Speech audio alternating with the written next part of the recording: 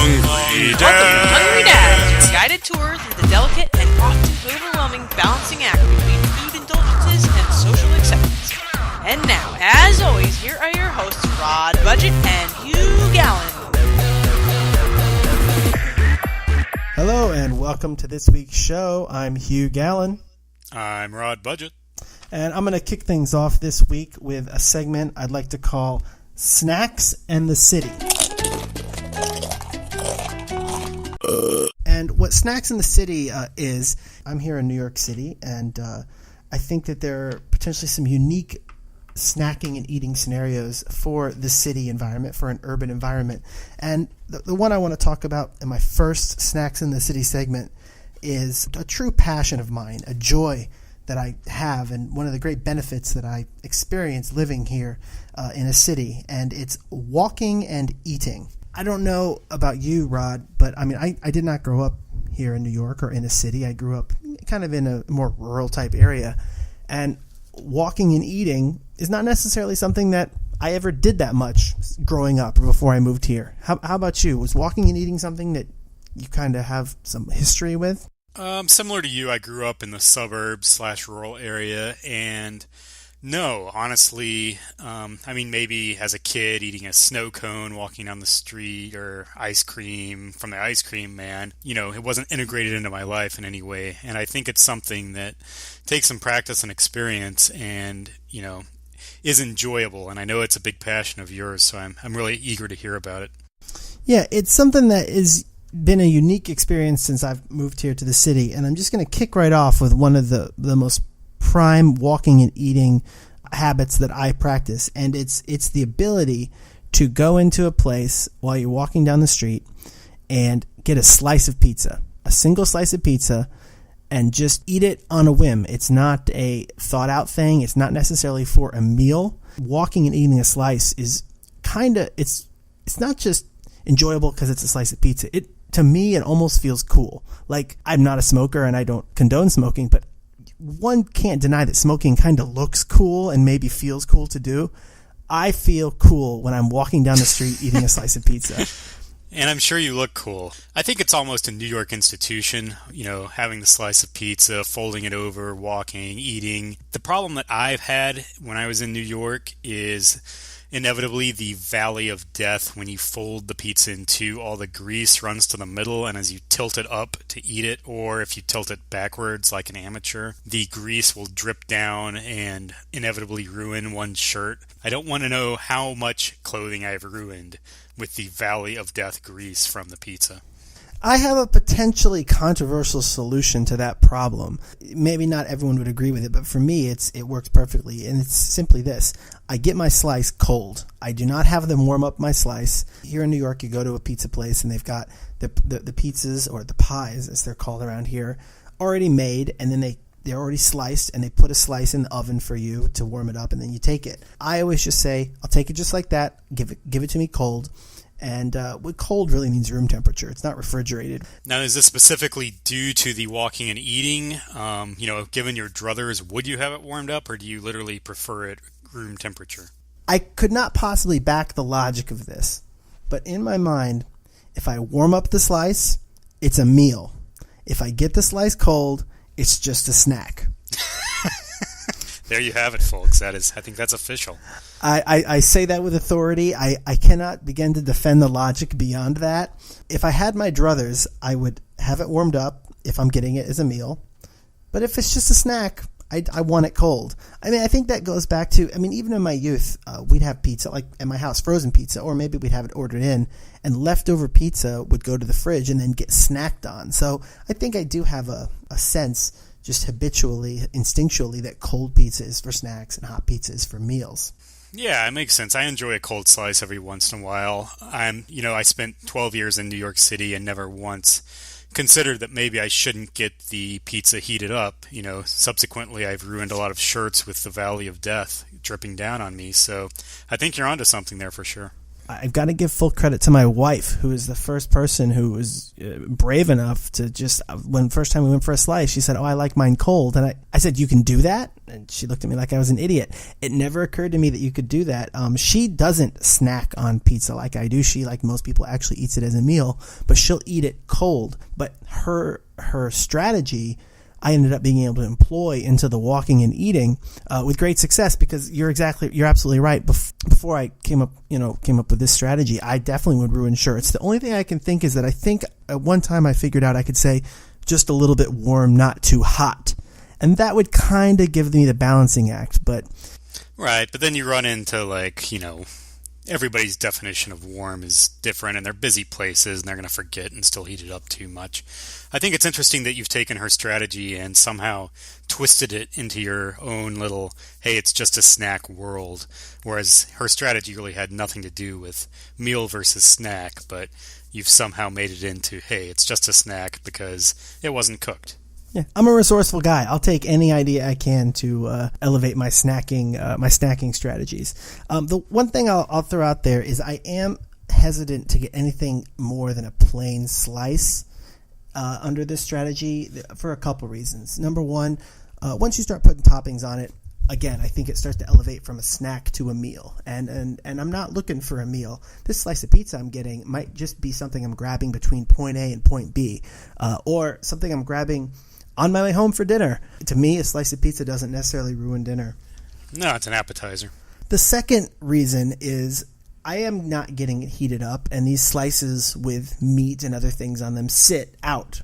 And I do, at least, maybe correctly or not, I'm no scientist, but I do think the heating must kill some of the nasty little buggers, the germs that might sit on the food.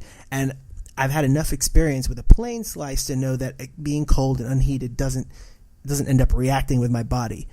But something with meat on it, I feel like there's a decent chance that it is not warm. Yeah, you don't know with some, especially more of the specialty meat pizzas. You notice in New York City, the pies are sitting kind of off in the corner, like to get a slice, the guy has to climb over other pizzas to even get to it.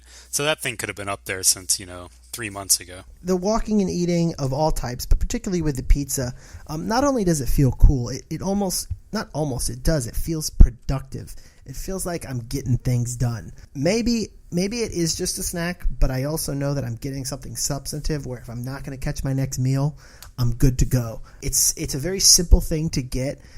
In New York, you can usually be in and out of a place with a slice of pizza in your hand within a minute, which is just a very efficient and productive and nice way to go about life here. I think it's also a confident look. You're walking confidently down the street. You're eating. You're efficient. You're burning calories as you're consuming them. It's just all sorts of efficiencies there. Absolutely. I've experimented with other types of walking and eating, and I think pizza is about the most substantive thing I can come across. I did a mild experiment, and I only call it an experiment now. I ordered fried chicken last week in the city, and I had somewhere to be. And I had it in my head that maybe I could walk and eat with this fried chicken, and it just didn't work. I ended up having to stop, sit at a bench, and eat it, which was totally fine. But I can confirm that I could not pull off fried chicken in the same way that I could a slice. I suppose fast food, I've definitely pulled that off. You get a burger, maybe some fries. In fact, come to think of it, I walked across town with Five Guys just last week, really without missing a beat. The only thing I'd say is getting that Five Guys burger took a lot longer than the slice of pie. Right. That moves it into a meal category, I would think. To speak of less substantive walking and eating experiences, when I lived in Brooklyn, where I don't live there anymore, I kind of had a standard run with my commute. I'd come up from my subway, and right there outside the subway were two bodegas. And I think I've mentioned a bodega here on the podcast before, but for those of you who might not know, a bodega is essentially a little store that sells newspapers, magazines, snack foods, candy, soda, things like that. Sometimes a little bit more, but definitely not a grocery store or even a food mart, but a little corner spot. I always made sure that I had $1 in my pocket, and with that $1, I could devise different snacking menu items. And this is what was available to me on a daily basis with $1. There were 25-cent little boxes of lemon heads, 25-cent small bags of chips and 50-cent oatmeal cream pies, chocolate chip cookies, or granola bars. And I used to pretty much mix and match every day with my dollar with one of those various things. And I had a very good system where I could go in, I'd make my picks, and It sounds like a Price is Right pricing game. whatever the sweet item was would go right in my pocket. Not for very long. The chips, oftentimes 2 bags of 2 different flavors, would be opened, combined into one of the 2 bags, and then crunched up a little bit so that as I was walking, I could drink the chips. There was a garbage can outside the bodega where the first bag went. By the time I got a block and a half, the second bag was pretty much drank and emptied. I could pitch it in that garbage can, and then I could go into my pocket for my lemon heads or my chocolate chip cookie or my cream pie or my granola bar. That was my dessert. I was able to have that done by the time I got 2 more blocks, garbage can right there. I was able to go pick up my daughter from daycare, had what I consider a very solid snack for $1, and the evidence was completely obliterated. So how often did you mix it up versus kind of going with a consistent, I have my dollar, I know what I'm getting routine? I'd say my most common routine was 2 bags of 25-cent chips and 1 chocolate chip cookie. This is a Little Debbie chocolate chip cookie, like a soft with cream in the middle type cookie. And the quarter chips, are those off-brand chips or just really small bags? Because that's quite a price. That's amazing. Are these Honduran chips that are shipped into New York City? This was a local brand called Wise Potato Chips. That's as good as anything around here. We know Wise. They had your standard flavors. Now there weren't a lot in there, but between the 2 bags, once you mix them together, it definitely had, I'd say, the volume of what you might expect from a 50-cent bag. And the great benefit was that you could mix the flavors. They had 50-cent bags as well. In fact, they had small 50-cent bags of Doritos. Great, delicious brands. But when you're in for a 50-cent bag, that's just one flavor. I was able to get cheese curls and potato chips, or barbecue and tortilla chips. It sounds like you were making some pretty cool creations there. Yeah, and I really enjoyed, mixing it up. And to drink them, I had to employ the strategy of crunching them up. And once I was going so far as crunching them up, it was important to me to crunch them up together to try to create a new taste sensation. Hungry Dad! All right, so for my segment in relation to Hugh's kind of snacks in the city segment, since I have moved to the suburbs, I'm going to call this Snacks in the Suburbs because that's how creative and groundbreaking I am. So I think the suburban equivalent of walking and eating is pretty obviously driving and eating. So I want to talk about driving and eating in a little more detail later, but the precursor to driving and eating is the drive-thru. When I lived in New York City, the drive-thru was really never employed. I didn't have a car. Most restaurants in the city don't even have a drive-thru, but now that I'm in the suburbs, it's pretty much a staple of, everyday life. So the drive-thru environment it's just a stressful environment. You're kind of in a hurry, or even if you're not in a hurry, there's kind of a feeling that you're around a lot of people, and there's uncertainty, and orders are taking a long time. So I want to give you my Rod budget tips for the drive-thru, kind of best practices for how to make your drive-thru experience and everyone around you the best it can be. I think the drive-thru, one of the reasons it's stressful, I think, is because you don't have any sense of what's going on inside that building, and you don't have a line of sight with the other patrons, and you don't have, unless you've been to this drive-thru several times, I find myself having little confidence in what's going to happen next, in how long I'm going to be waiting, and what I'm going to be getting.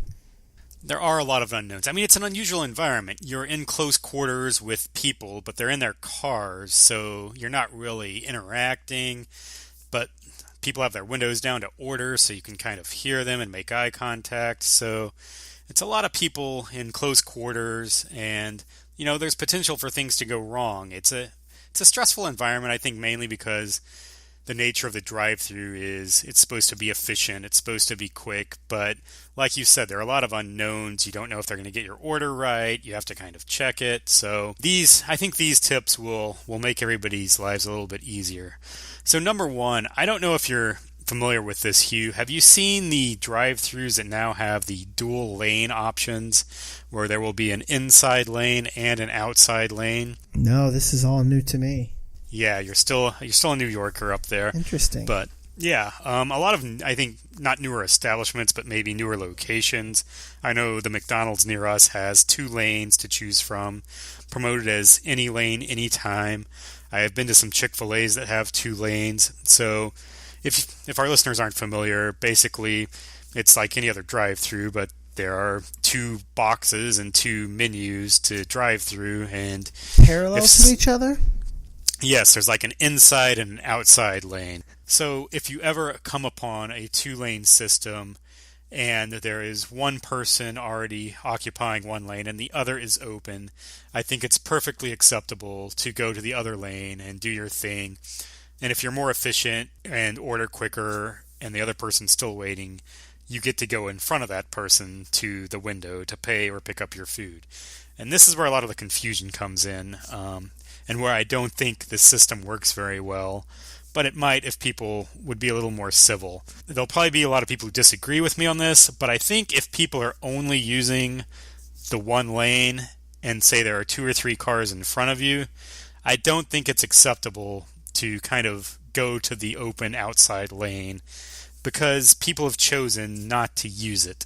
I know it says any lane at any time, but I think the best thing to do is just go with a 1-lane system because inevitably people are kind of jockeying for position and it gets confusing. People go through the 2 speakers. Do they then merge back into one food pickup space? That is correct. So right after you order into the 2 different speakers, you're merging back in. So maybe I probably didn't set it up properly for those who haven't seen this before, but that's where it gets really awkward is when you're merging back in with someone to pay and pick up your food. And, if it's backed up, who knows who ordered first? Like, no one knows which order was taken first. I don't know how the workers know who to give which order to. I think they have some sort of system, but like I've said, I've gotten the wrong order a couple of times, so maybe they're just guessing. So the merging back in's definitely, it's no good. Secondly, this one's way more straightforward and obvious, but be ready to order when you get to the speaker.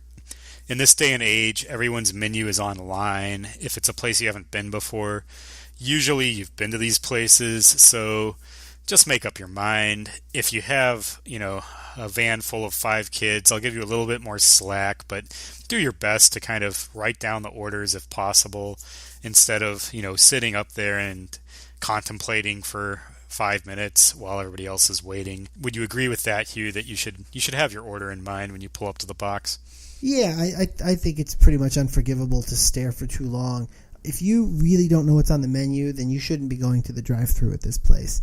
You should have a good sense. There's really 2 things that you're doing when you go to a place. There's either the standard menu items, which you should be pretty familiar with, or there's the specials. And the specials are given special advertising with big pictures. So if you decide to call an audible from your normal number 3 for a McRib or something, it shouldn't be a tough decision because you should be able to just see the McRib ad right there and call that audible. There are large, colorful pictures to help everybody out. Exactly. So yeah, I think indecision at that moment is unforgivable. And look, even with you got the family and the kids, you should be preparing well before you get there with what everyone wants and lock them down. And last minute changes really just aren't acceptable unless it can be done very efficiently. Third, it's kind of related. Have your change ready. This has been lessened a little bit in recent years. More people paying with credit cards, which is great and very efficient. But don't be digging around your seat cushions or your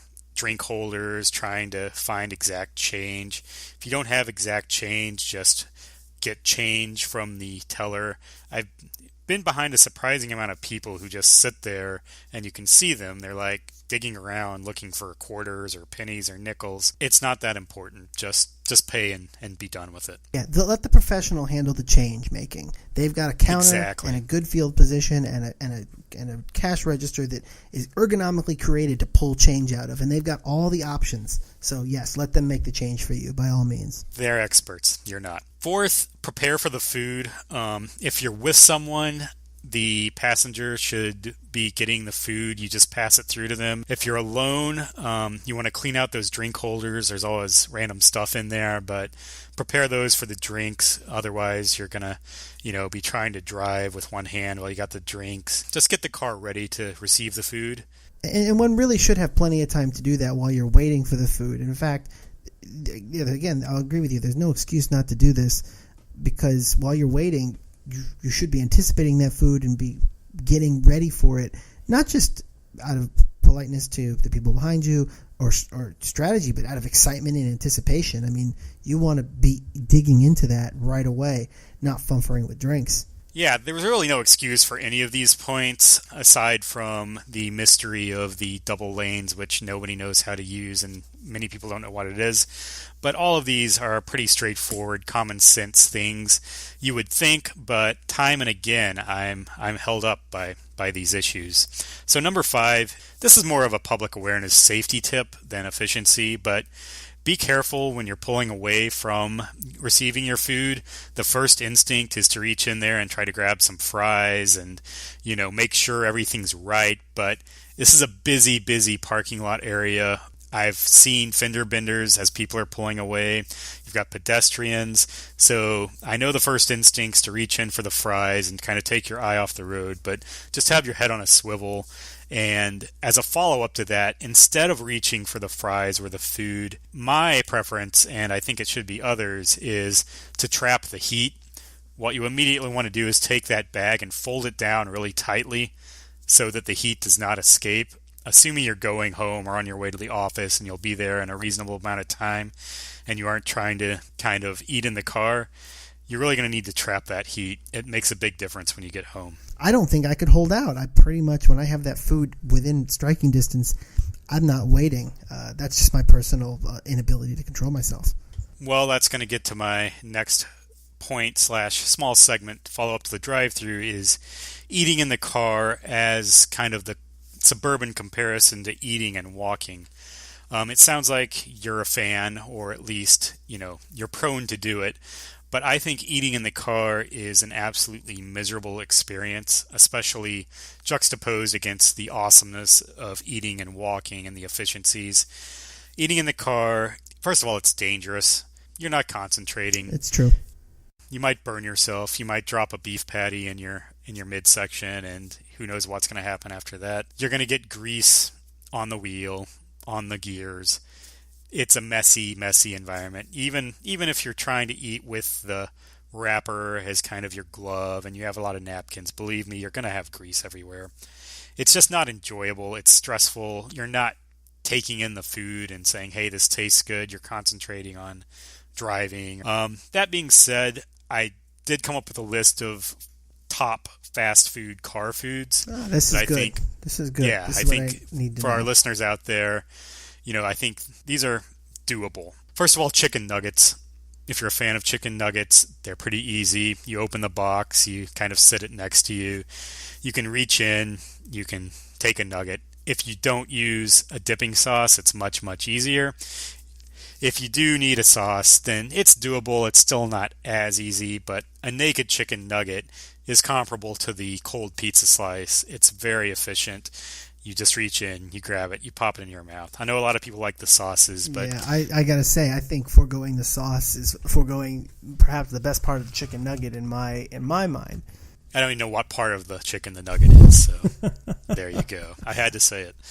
Secondly, this might be a similar hang-up for you. I don't know, but fries are pretty easy. Again, if you want ketchup on them, it becomes significantly less simple. But I eat most of my fast food fries naked. If they're good fries, I prefer them sans ketchup. So a container of fries, they will get cold pretty quickly, whereas the nuggets retain their heat. But the fries, you can take a pretty big handful and pop them in, and it's pretty easy. And thirdly, small burgers, I think, are generally pretty easy. I'm not talking about, a Big Mac would be too big, but, like your standard cheeseburger at McDonald's or Wendy's or Burger King, they're small enough that you can one-hand it, you can palm it, you can take 2 bites and it's gone. So get several of the small burgers versus a big burger and you should be okay. So kind of juxtaposing the easy foods versus the worst car foods, I also came up with a few that I just absolutely recommend staying away from at all costs. Giant burgers being one of them. You might be able to pull off a mid-sized quarter pounder type thing, but if you start getting into multiple stacks of meat and bacon and these things fall apart even when you're concentrating, it's just not going to work. It's going to end up all over you. How would you qualify a Whopper? It's a single layer, but it's large from a two-dimensional space. My instinct is that it's manageable. It might be for a large burger. I feel like it'd be manageable. It's an interesting case of being right on that borderline.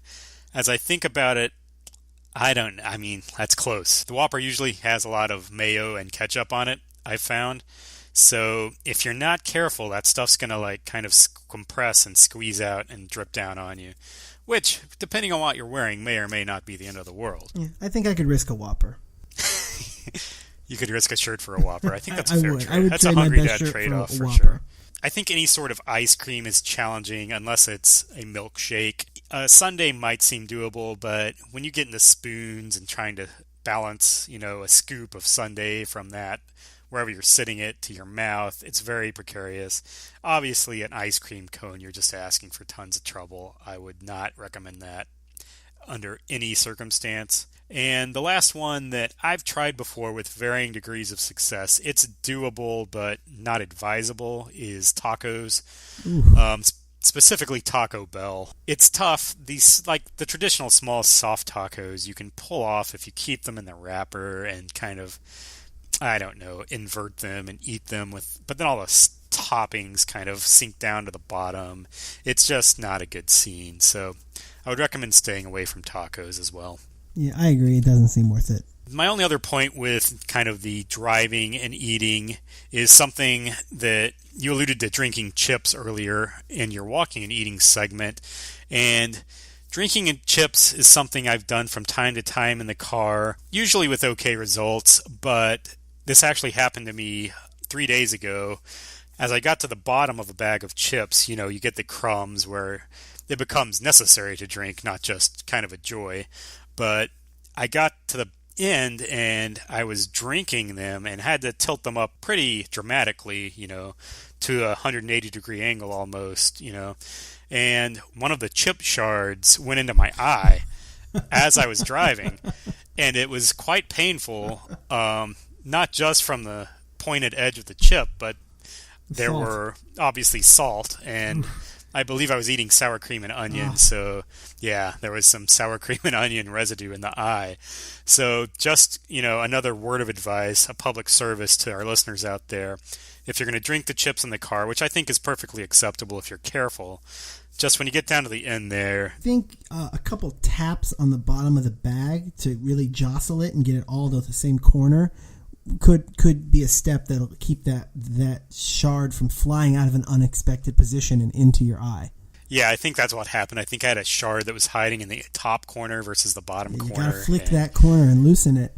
I did not flip the corner, folks. Hungry Dads! Visit our website at hungrydads.com. Follow us on Twitter at hungry_dads. This has been a Hungry Dads production.